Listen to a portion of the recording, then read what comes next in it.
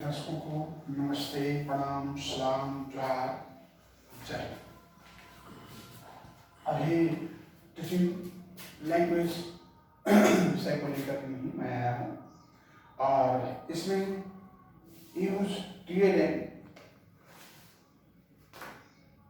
and technology in teaching language, especially with vocabulary and grammar.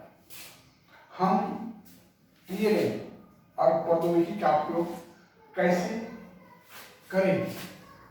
तो देखिए, अधिप्रेरणा।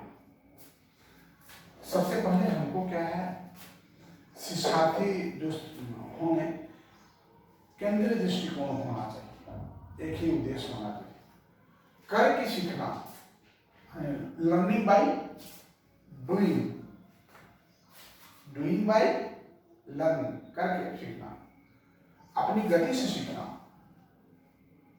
अपना जितना भी कैपेसिटी, एक से अधिक इंद्रियों का समावेश करना, आई हैंड कोऑर्डिनेशन, ज्ञान से भी जैसे संज्ञानात्मक, भावनात्मक, साइकोमोटर,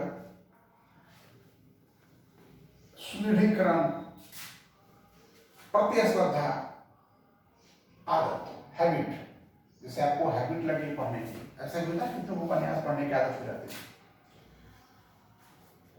इसके लिए क्या कुछ गुण विशेषता आपको होना चाहिए?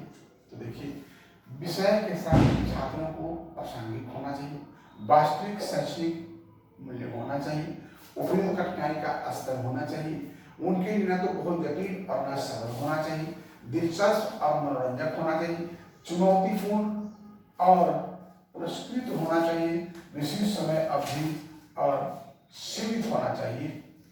यानी कहने का मतलब है कि भाषा सीखने के लिए ऐसा नहीं है कि अब आपका दिन भर क्लास में तो शायद आप उब जाएंगे, कहेंगे कि यार क्या पढ़ा रहे हैं, समझ में नहीं आ रहा है।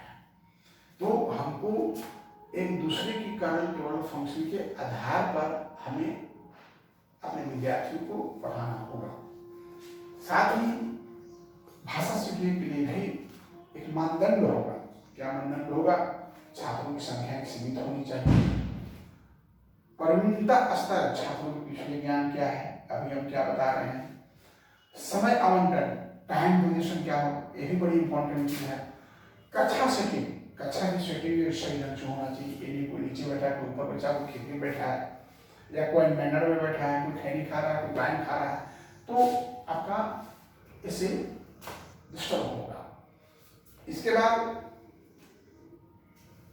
भाषा सीखने से हमें लाभ क्या होता है?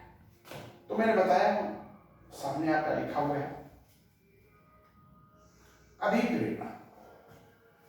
आपको किसी भी कार्य को सीखने में अधिक प्रेरणा मिलती है, आप मोटिवेट होते हैं।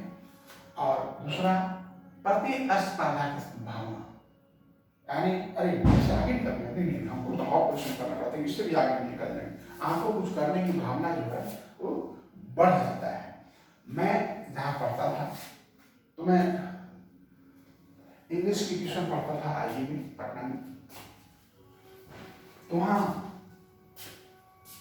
मैं पटना में जब रहता था, एक ही रूम था, एक ही रूम में रहते थे, उसी में खाना बनाते थे, उसी में खाते भी थे, सार्वजनिक शौचालय था। तो होता था कि कपड़ा धोने का समय, खाना बनाने का समय, थोड़ा घूमने टहलने का समय, मिला करके मुझे पढ़ाई में तनिक भी समय नहीं मिल पाता था। बस मैं कॉलेज चला जाता था नाम के लिए और ट्यूशन चला जाता था नाम के लिए। जब सेल्फ स्टडी की बारी आती थी तो चूंकि सेल्फ स्टडी हम कर ही नहीं पाते थे, इसलिए नहीं कर पाते थे क्योंकि हमको कॉलेज जाने और ट्यूशन जाने से समय मिलेगा तब तो हम सेल्फ स्टडी कर पाएंगे, और घर में आए तो खाना बना रहे हैं, नाश्ता बना रहे हैं, खा रहे हैं, समय पार हो जाता था। एक बार हमारे लेक्चर महोदय ने मुझसे कहा, भाई देखो लड़कियां सब बहुत तेज होती है, बहुत पढ़ने में आगे हैं, और लड़के लोग देख रहे हैं ध्यान नहीं देते हैं। मैं बात को समझा, आखिर हमने कहाँ कमी है। ठीक है, मैंने अपना भोजन शाम का, नाइट और डे, मैंने होटल में ठीक किया, कपड़ा धोने के लिए एक वॉशर में को ठीक किया, सिर्फ रेडीमेड फूड कुछ रखा करते थे, चना दूध या दूध दही चीनी कुछ गया रेडीमेड फूड बनाने का कोई नहीं। मेरे को बहुत टाइम नहीं लगा, अब मैं पढ़ना शुरू कर दिया। अब मैं पढ़ना शुरू किया तो फिर वही दो तीन बोलते हैं नहीं अब लेवल में आ गया, अब लेवल में आ गया, अच्छा डन, वेरी गुड। तो क्या होता है कि जब आप ग्रुप में रहेंगे तो एक प्रतिस्पर्धा होती है कि नहीं वो बढ़ते जा रहे हैं, वो आगे जा रहे हैं, हम पीछे हैं, हमको भी कुछ और करना चाहिए, तो आपको करने की जग जाते हैं अंदर से भावना। वर्ग सहयोग, थोड़ा सा आपको ग्रुप में पढ़ाई कर रहे हैं तो एक दूसरे का कोऑपरेशन भी आपको मिलता है। और भाई खेल तो बहुत जरूरी है, सिर्फ पढ़ाई के साथ साथ बीच में हम पढ़ाते इधर की बातें थोड़ा उधर करता है, इससे क्या होता है कि आप थोड़ा रिफ्रेश हो जाते हैं। अदरवाइज 2 घंटा 2.5 घंटा 3 घंटा में कोई भी व्यक्ति काफी थक जाएगा और एक बात को सुनने के लिए तैयार नहीं हो पा रहे। बोल द्वारा भी बोलने की ऐसा शैली हो जो कि आप सीख सकें कि कैसे बोले लचीली भाषा में जो आप समझ सकें। तो हमारा ये 5 ये था टीएल और प्रौद्योगिकी को उचित उपयोग। तो इसका उपयोग करने से क्या होगा, अधिक प्रेरणा, स्पर्धा की भावना, याददाश्त में सुधार, वर्ग सहयोग, भाषा सीखने के लिए।